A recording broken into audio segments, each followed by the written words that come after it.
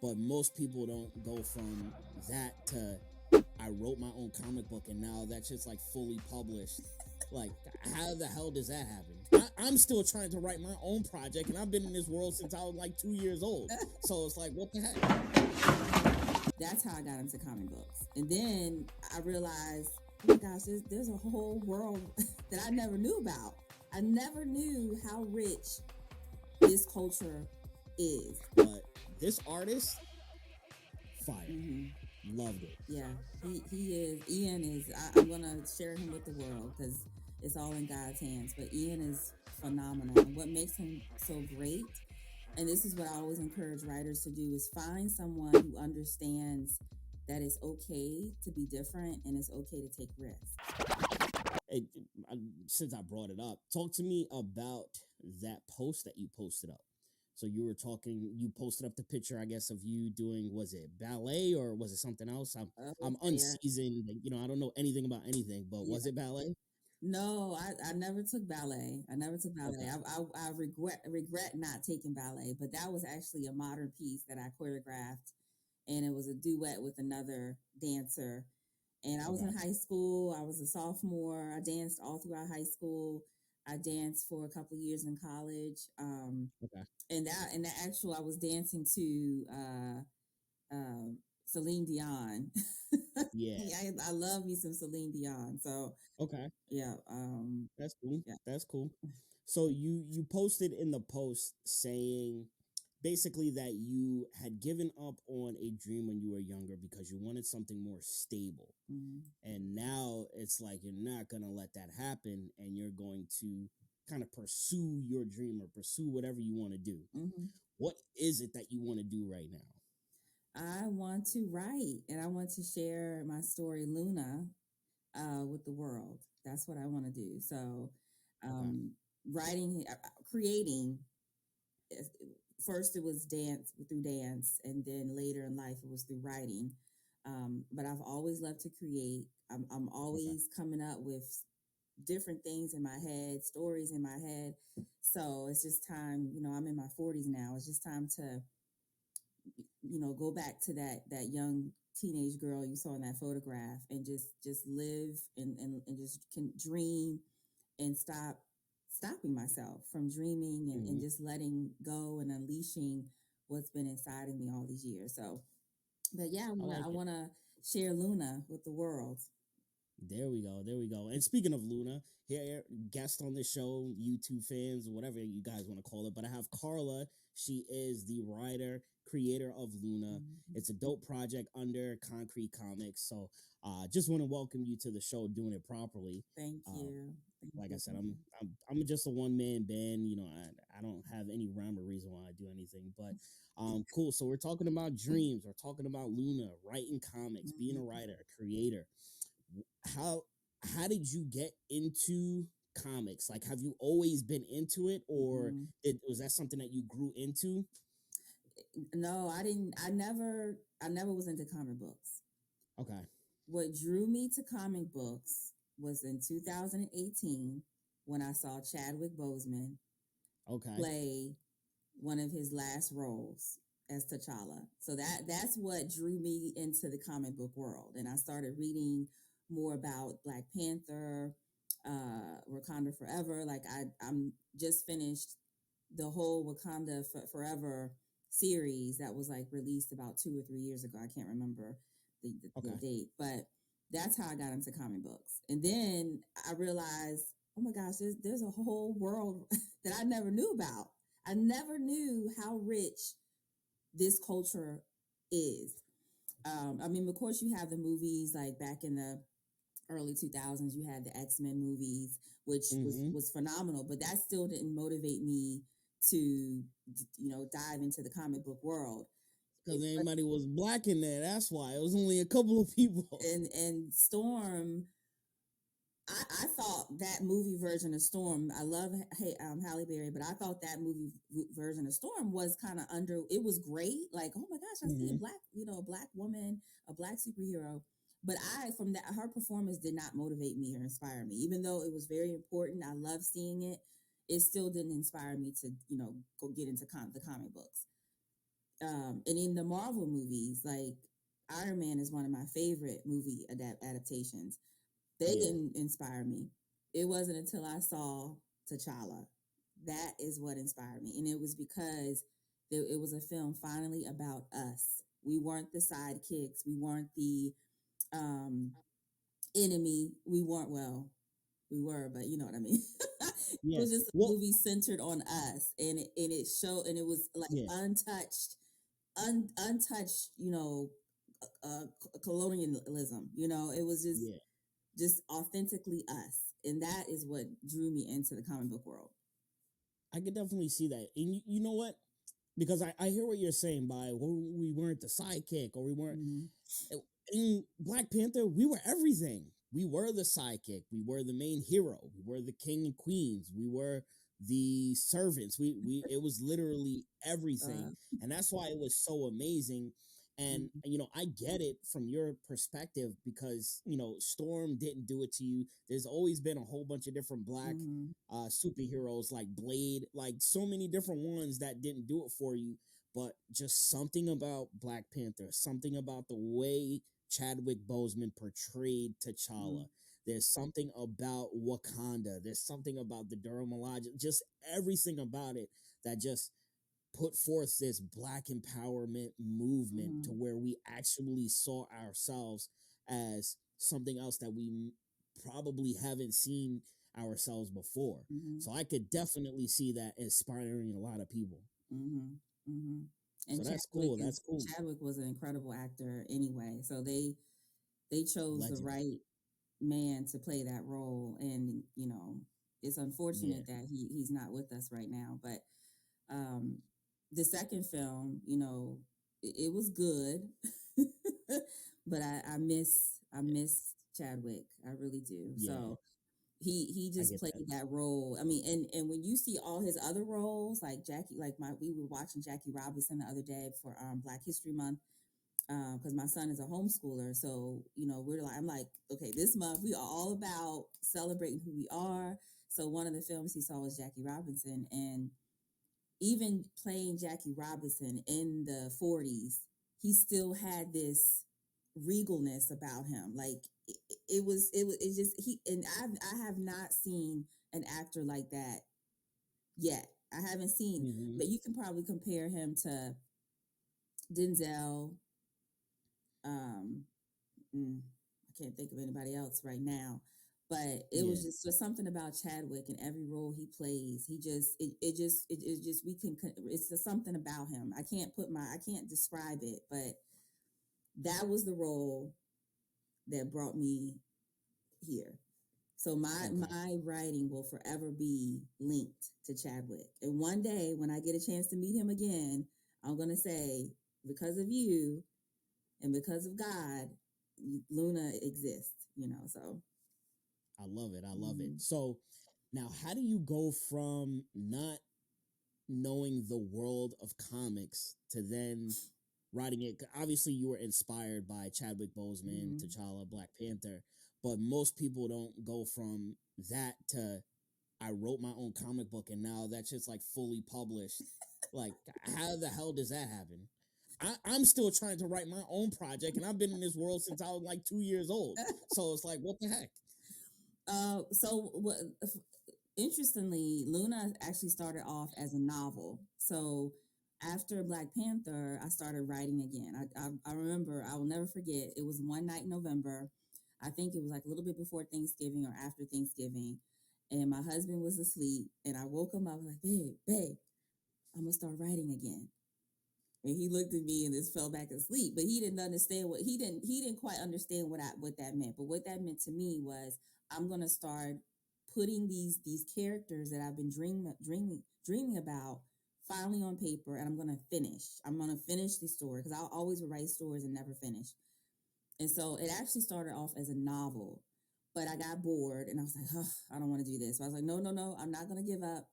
And so then I turned it into a comic strip, and it Okay. was on Instagram for probably a good year.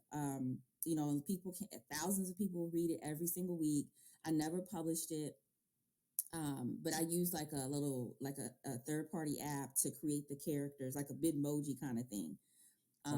And then I said, and then that's when I was reading the comic books. I said, I could turn this into a comic book. I could this can actually be a comic book. So long story short, I found a really great artist on Fiverr, and we worked on issue number one. And right when we were Yo, finishing that up, artist is fire. I'm sorry to cut you off. yeah, That artist is fire, and I'm glad that you said that you found them through Fiverr because I reach and I meet with people all the time, and they're like, "Oh, how do I find an artist?" Or, how do I find an artist that good? Or sometimes they cut corners and they find people that don't really give them their vision. But this artist, fire, mm-hmm.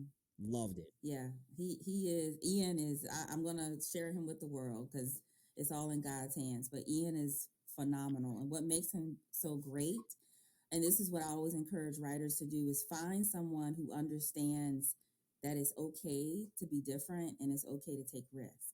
So Hmm.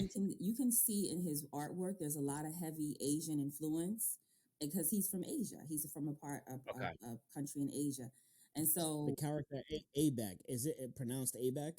ABAC. It's Abek. pronounced He ABAC. kind of looks a little Asian.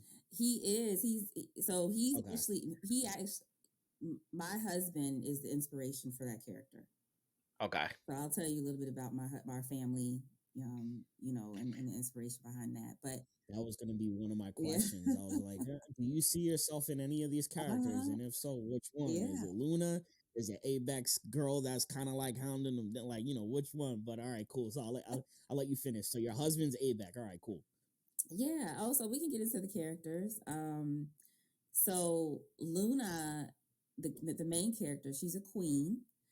Let me actually, I think it might be even better to just give you the synopsis of the story, and then I can get into the characters. So Yeah. I have it written here in my notes so I won't forget. But Luna, this first comic book series is going to be six books, and it's called The Awakening. So it's a futuristic action love adventure. So if you love X-Men, whether it be from the comics or the movies, you're gonna love Luna. So Luna takes place thousands of years into the future, and humans Hmm. have migrated to other worlds. The heroes of old Earth, like Iron Man and the Falcon, Captain America, all them, Wonder Woman, all of them are gone across all the universes. However, true to its nature, the universe has birthed a new generation of superheroes called Energy Keepers. Hmm. So, this story takes place on planet Maru, the home of millions of humans united under the rulership of Queen Luna. And after a visit from a stranger from the future, Queen Luna discovers she's the only one that can save her world from an evil threat. So, Queen Luna is the center of the story. Uh, she, she came from basically. I've had dreams about her for years.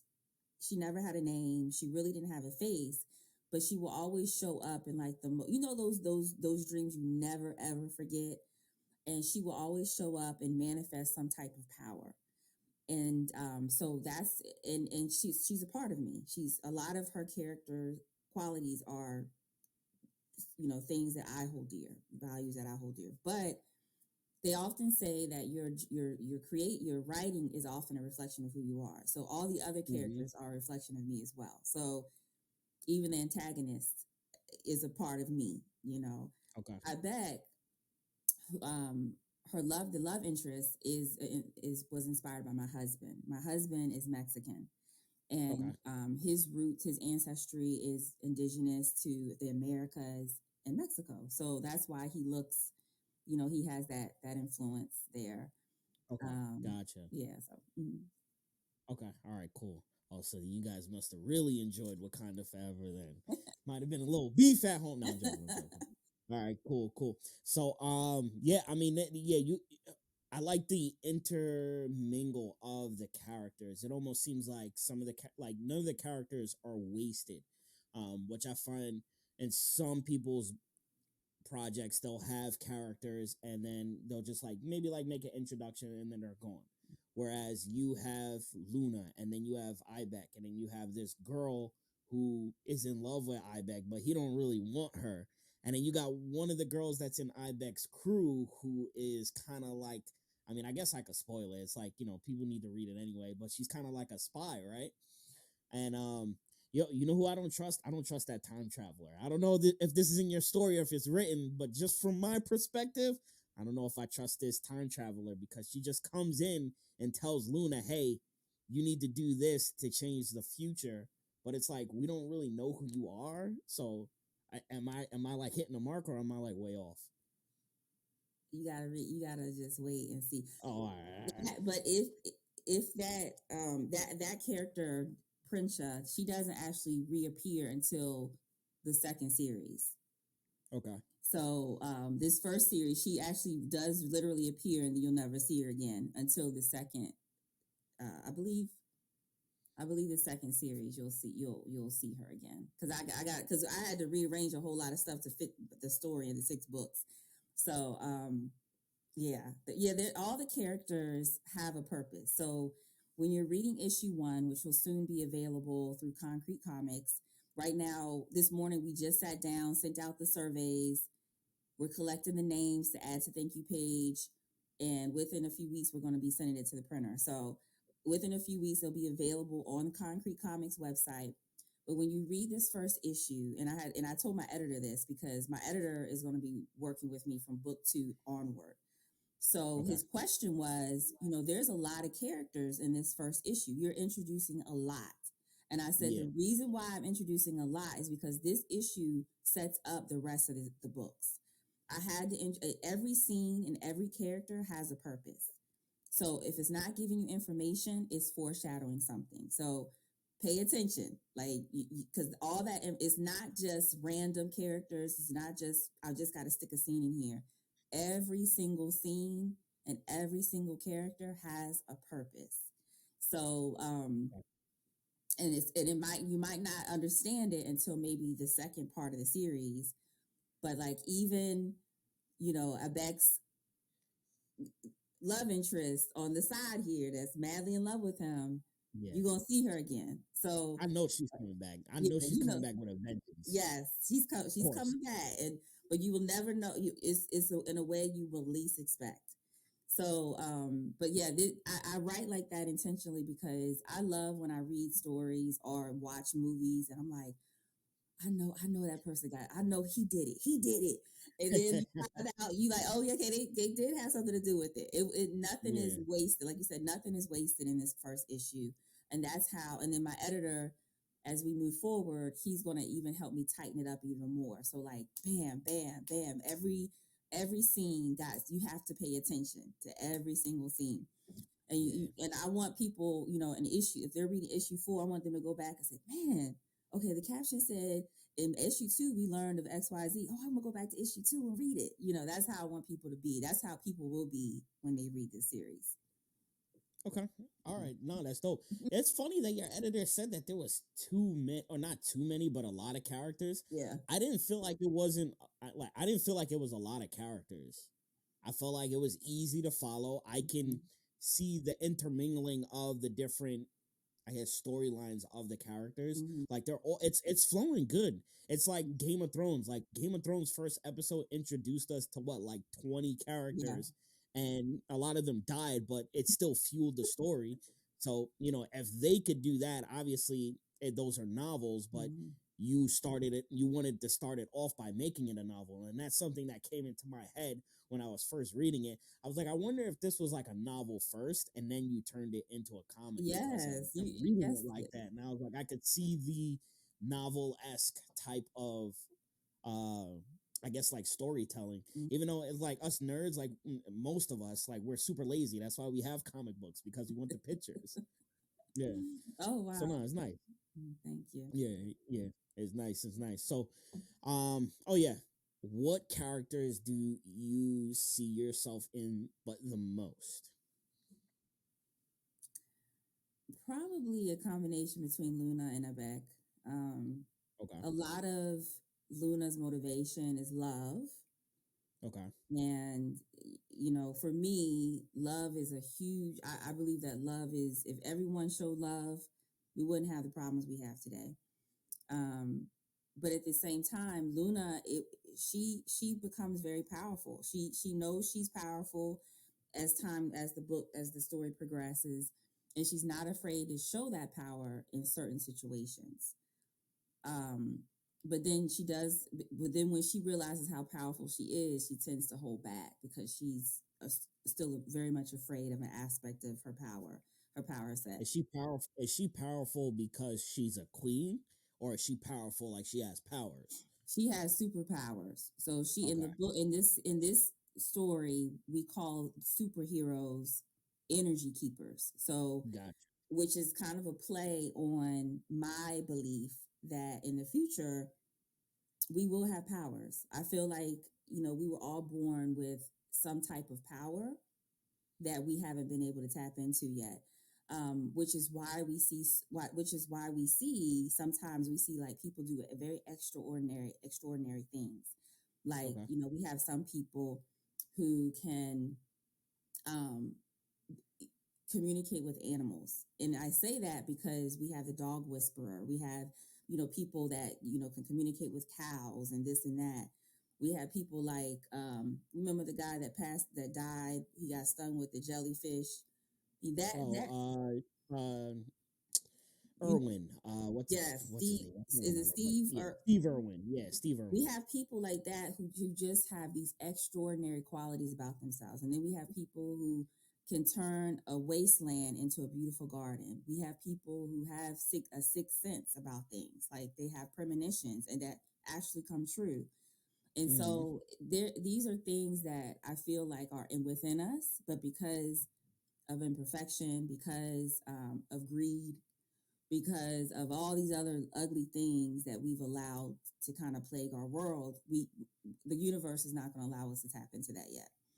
But Mm. in the future, I do feel that things will be better, and we will be granted that we will be able to unlock that part of our brain.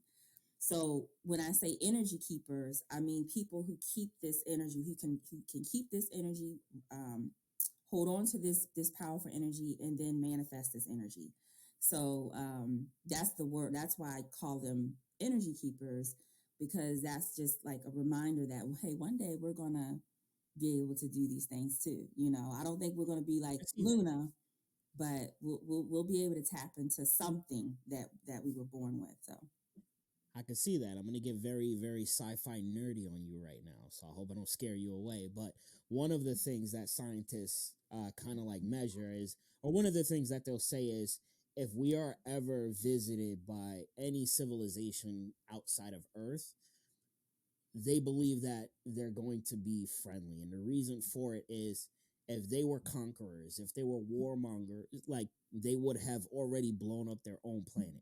Mm-hmm. He was like, but in order for them to live, or their civilization to live as long as it does, they have to be peaceful. Mm-hmm. And that was one of the things that I saw in, like, at least from the first issue, it was like, it seemed like everything was super peaceful with Luna and her people and the planet that she lives on. But obviously that's not the case, because there is obviously Abek, but I didn't really see Abek as evil, even though he did. They mentioned that he killed like thousands of people, but I still didn't get that vibe from him. Right. But this other character that's in the background that I won't mention, he's supposed to be like, you know, Kang the Conqueror, like, ready to come to the planet and take over and stuff like that. So Mm-hmm. it's just interesting to see. It's like, yo, how could a civilization live for thousands of years and still want to go to war and still want to be evil? Right. Right. Yeah. And there's I think there's like three or four different planets that I go into in this series. One being Maru, which is Luna's planet. The other one, Planet Dejoria, which is the where that first scene took place, where you see this evil threat. And then I go into two other planets, but hopefully through my writing you'll see the contrast when a planet is in touch with the universe and respects and gives back to the earth. They will be able to draw from, similar to Avatar, they'll be able Okay. to draw from the earth. But when a planet is very disruptive, the people are disruptive, chaotic, then the earth will not return that. But of course, I have to throw some interesting things in there. So one of the characters you saw is a very powerful energy keeper, very powerful person with superpowers. Um, but I had to throw that in there because, but yet I can't go in because I don't want to give away too much. But you see, I'm trying to figure out what to say. But Yeah. I did throw some interesting things in there. But one of the themes of the book is the fact that if we're we're loyal to the universe, loyal to the earth, then the earth will give back to us. So, but I had to throw some curveballs in there, of course, some plot twists. So, I like it. I like it. I like your writing style. thanks. It's dope. What or how did you and Concrete kind of get associated with each other? Yeah, so I was on Instagram and I saw one of their posts. They were like having a sale, so I bought one of their bundles. And then when you go get you unbox something and you show it off, and so I showed it off in my stories and I tagged them. Okay. And Naji, the creator of Odina and Kandaki, he Yep. he got in touch with me, and then a few weeks later, I got talked to Daniel, who at the time was one of the editors, Mm-hmm. and then eventually met Lonzo, who's the Nice. CEO of Concrete Comics. Yep. Yep. Well, yep. They be getting busy with the projects and titles that they put out, Yeah. man. And there's like a certain standard and a certain quality that they have. Mm-hmm. So it's almost getting to a point where it's like, all right, any project that's got the Concrete stamp on it, it's going to be fire. Like I remember when he first dropped the cover of Luna, I texted him. I was like, bro, I was like, where, like, you didn't send this to me. I was like, yo, where this been at? Because I only read the immediate titles that he had, and then he just put that out. I was like, there's no way that you didn't tell me like this type of artwork was in the arsenal. And then he was like, yo, this is fire. He was like, it's not done yet. And I've been hounding him down actually for maybe like 2 months. I was like, yo, get me Luna. I was like, I don't care what stage it's in. I was like, let me see it. And yeah, he eventually got it over to me when it was like done. Yeah. But yeah, like that's how it is. It's when the artwork, when that first cover page is out, sometimes that tells you all you need to know about this project. And I know they say don't judge a book by its cover. Yeah, all right, whatever. That's novels. When it comes to comic books, we're gonna judge it. And it looked insane. It looked like that artist should be drawing out Bible verses, if that makes sense. Fire. Yes, his what I wanted to get back to talking about Ian. What makes him really great as well is that he pushes boundaries. Mm-hmm. But you know like story. It's like he's almost creating a storyboard for a movie. It's not just like I'll give him the first draft of the script because I've learned to let him just create. Like, okay, Okay. I want in this page I want them to be doing this. On this page I want them to be doing this, but make sure you have at least one panel that where I can say this. And that's all the direction he needs because he turns basically that book into, and if you saw it, you saw that the angles that he draws from, and then he'll have a focal point of this, and then the very next panel is another focal point, but it's the same picture. It's just like a movie. And so if you can find an artist that's like that, you can definitely tell your story in the way you want Yeah, it to. I was like, so when you're writing this, are you like because it looked like it was so a specific vision. I was Mhm. like, there's no way that you just like wrote the story and handed it to him and he just drew it. It was like there had to be some sort of like sketches that you made because that direction looked like it was intentful. There was certain scenes that I gave him very specific instructions, like the scene where she was a little girl. Mm-hmm. There was certain I had to make sure that scene done in a certain way because that scene is going to come back. Okay. So I want how in the movies they do a little foreshadow in the beginning, but you don't know it's a Yeah. foreshadow until the very end. It's Yep. going to be something similar to that. But I like those. I just gave him the description for most of the scenes. I just gave him the description, and I learned very early on how he works. He does not like micromanaging. So like the very first scene he sent back, I was like, oh, could you do this and with that and that and that? And he said, okay. And he did not get back to me and for like 2 months. And I was like, okay. I was like, all right, You got it, man. You whatever got it. you want You're the to do. professional. And so I let him just be, and not because he did it intentionally, but because that wasn't his vision. So it's like almost forcing, I was forcing him to draw a certain way. And Okay. just like writers, we don't want nobody telling us how to write. Mm-hmm. So he got busy on other things because it wasn't. It's almost like I didn't make it enjoyable for him. Yeah. When I came back to him and I said, "Look, whatever you want to do, you got full creative control. Just go for it. All I ask is like, just make sure they can say this, on this page, and then the rest is history. Like he That shit now, sounds like like a I can tell, marriage. like the very beginning, it was really really slow, but now he's like, come on, come on with it, and so we already are into issue number 2. Nice. And I was like, look, we gotta slow down because I gotta make sure the script is tight before I send you some more pages because he is on it. He is on it. He's a full time creator, so he creates for other writers too. Actually, one of the other writers that's coming out with Deja Vu, he draws for them too. So he's the artist behind Deja Vu with Concrete Comics too. So Is that the one with the green dude?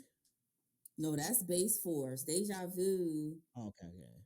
just dropped the free mini issue Okay. on the website. Deja vu. I know I saw Deja Vu. I know I saw Primate and the dude with the green. I can't remember the name, but you just said it. Facebook. All right, Yeah, cool. yeah. So Yeah, man. That learned that the hard concrete way. universe is getting solid right now. Yeah, we can't wait.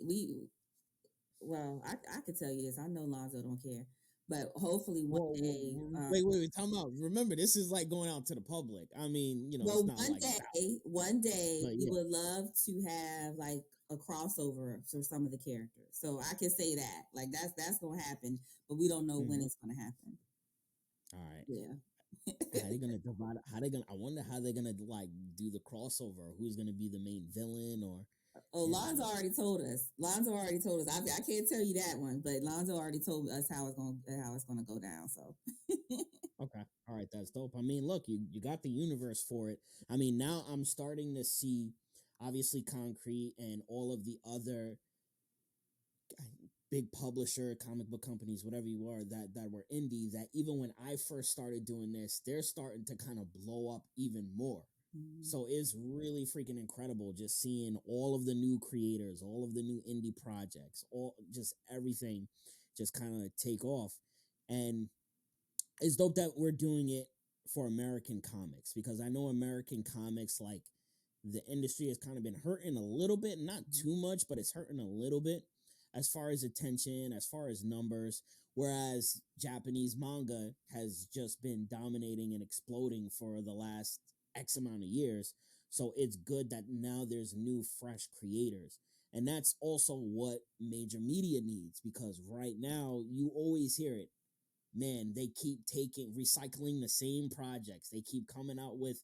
I heard that they're going to be redoing Harry Potter. It's like, yo, why are you redoing Harry Potter? Like that just came out, and all of this stuff, and it's like, yo, there's so many crazy projects that are amazing stories, super talented storytellers that you could just put your money behind it and then drop those. But of course, they want the social cachet, they want the digital cachet, they want the numbers. So eventually that'll go there. But Mm-hmm. I could see all of these projects just being either miniseries or major motion pictures or everything. It's because Thank again, you. there's just a lot of people that are super talented. That means a lot. Thank you. Yeah. No problem, no problem. Um, are you just stopping with Luna, or do you have plans to create other characters and other stories? Yeah, I do. I would love to see Luna as an animated film for the Okay. family. So, obviously, it will be geared towards kids. So the comic book, and that's one thing about my comic book is that I'm not quite sure about all of the titles in Concrete, But one thing that makes my title different from the other great titles is the fact that it is more family friendly. Okay. So like even the scenes, like some of the scenes where someone gets shot, you don't see that. You just see the head and the eyes closed. You don't see the No blood. everything and all the actual action of it, or you see them falling back, but you don't actually see the blood and the stuff, because I want my son to read it. I want my son to enjoy this comic book, and I want it to be. I want studios or whoever is who will be reading this to see this can be a cartoon. So I Mm-hmm. would love to see it as a cartoon, maybe even an animated film, and then the spinoff. There will be children in this story too. There will be children, as you know that, but I want people to read the issue to see what happens. But there will be children in this story, and they will have superpowers as well. And I would love to turn that into an animated cartoon about the Nice. adventures of the kids. Okay. So, and then there's one character, Zoe, who I would love to write a comic book series for, like a limited comic book series for, because, and you're familiar with that character as well. He has a very complicated history. Is Almost that like, is that the royal guard to Luna? no, no. So Zoe is, I can't give it away. Oh, it He's is one of the it? antagonists. He's one of the Oh yeah, yeah, yeah, yeah. I'm bugging. I'm yeah, bugging. don't say it, because that's Yeah, the yeah, plot twist at the end. But he's one of yeah. the Okay. antagonists, and I want people to read it so they can see. But he has a very complicated history, almost like Okay. Killmonger, So Okay. people will fall in love with his character. They will fall in I love with him, remember that. even though he will prove to be a pain. Okay.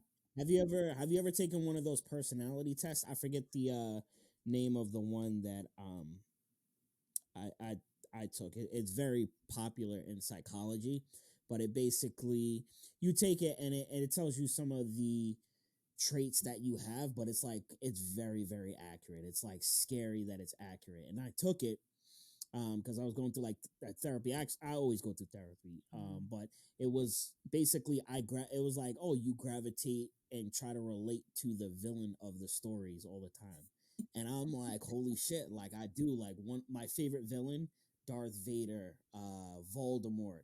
I relate to Killmonger. Like I even said, before I even before the prequels, you relate to um. Darth Vader even before they did the prequels.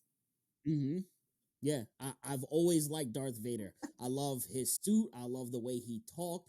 I loved how badass he was, the authority that he had, like everything. Like that's just something in me as I always relate to the villains.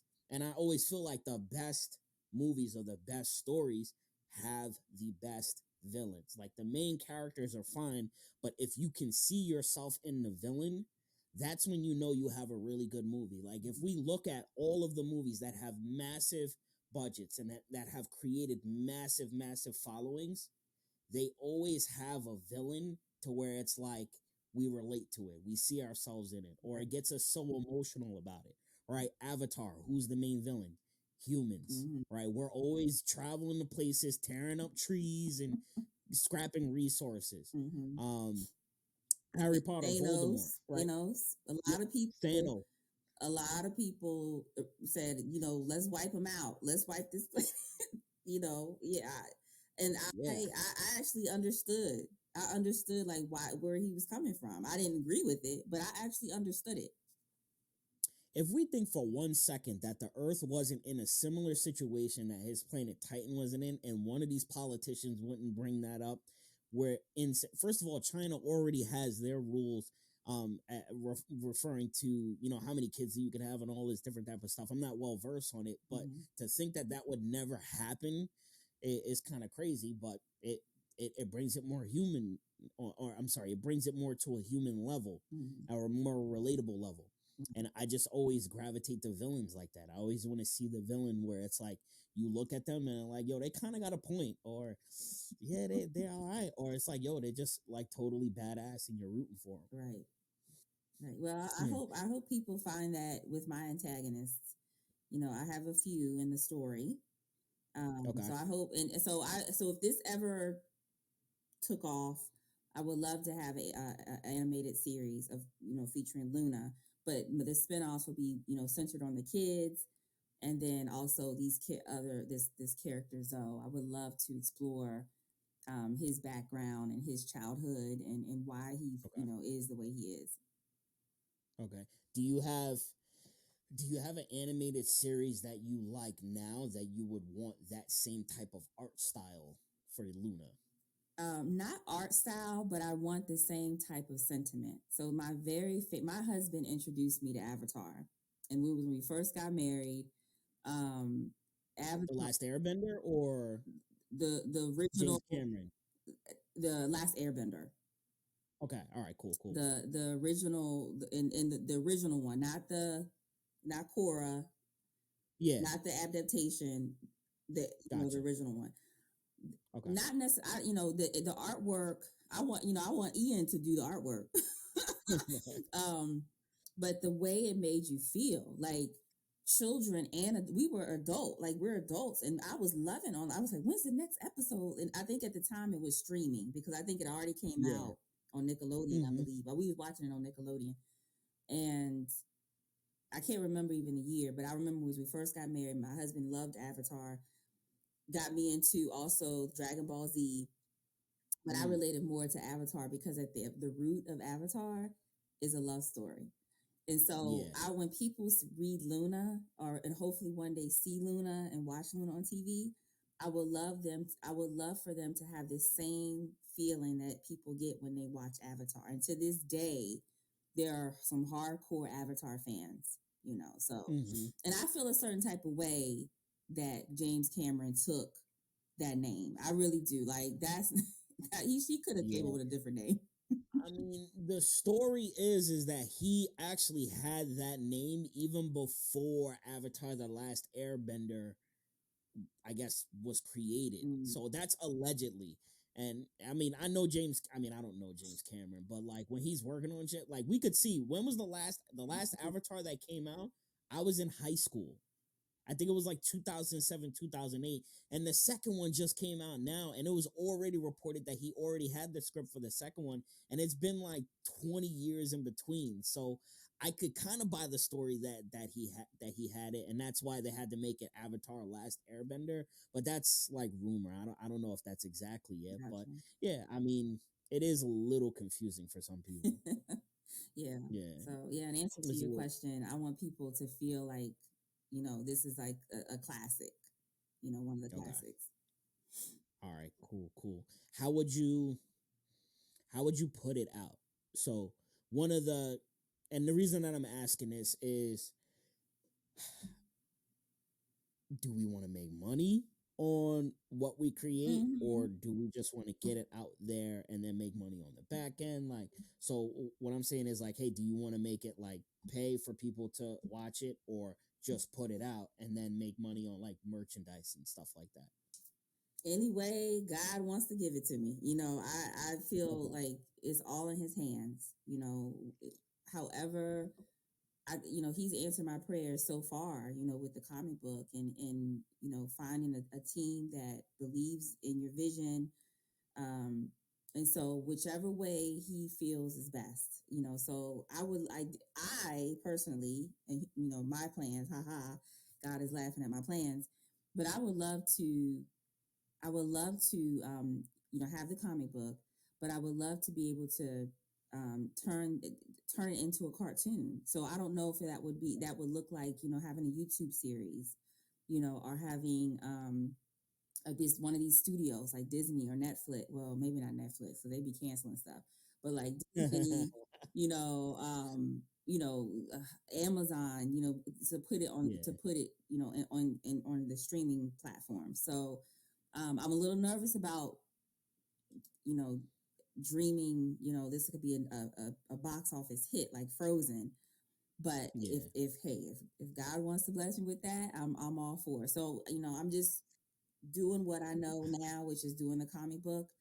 And I'm Yeah. gonna keep just sharing it and spreading it and manifesting it, and hopefully one day, however God decides He wants to share it, that will be the way.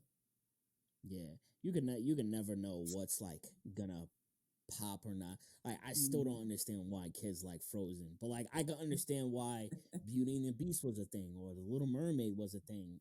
You know, just Frozen. That's the only one to me that just doesn't make sense. I don't know why the popularity's there.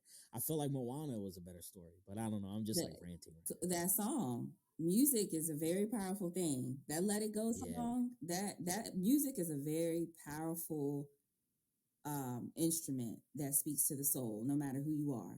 You could be Mm. a little white girl, you could be a little black boy, you could be a 60-year-old Asian man.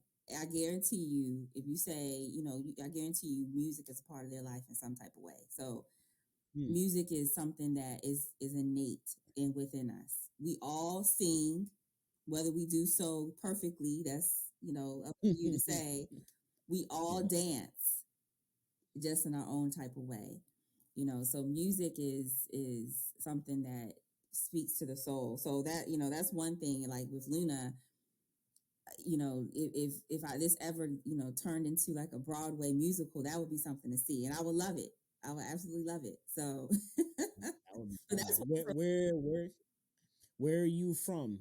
I know. Didn't you tell me where you're from? I don't remember, but tell everybody else where you're from I was and me. born in Georgia, Okay, but I moved here to Maryland when I was 10. So I was gotcha. raised here in Maryland. Lived briefly back down south in North Carolina. That's where I met my husband. But since Okay, then, we've moved back up here. Now I'm here in Maryland. Where are you nice, from? nice. Yeah, I'm originally from Long Island, New York. So you said Broadway. I've been to like a million Broadway shows. Not a million, but a decent amount. Mm-hmm. Way more than I'm proud of saying. But yeah, I've Look, been to a lot of okay, Broadway so shows. yeah, you can't gloss over that. What's your favorite Broadway show? Um, I kind of, I kind of like 12 Angry Men, Oh, which is very, very weird. Yeah, I saw that. now was What that else? I based saw. on the book? Is that based on the Yeah. actual book? Yeah, and I don't remember anything. I just remember that was the only Broadway play that like had me in the zone for some reason. I have no idea why. What else? I saw Will Smith had a I forget what it's called, but I saw that and that was cool. I saw a bunch of other stuff. I can't even remember. I've only seen a few shows on Broadway, but my favorite one was, of course, Lion King. When the Lion King, Mm, I don't know if it's still playing on Broadway, but when it was playing on Broadway, it was magical. It was yeah, the Lion King. cartoon. I heard was crazy. Lion King, Spider Man, Wicked, and there was another one that was like super popular that it was like running Broadway for a minute, but I can't Rent. remember. Rent was back when I was a teenager. Rent was like one of the main shows on Broadway. Mm, 6 hours, yes, I 29 do. minutes, 600 minutes.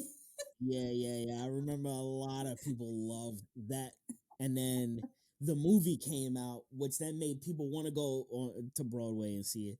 Um, yeah, that kind of wasn't like my thing.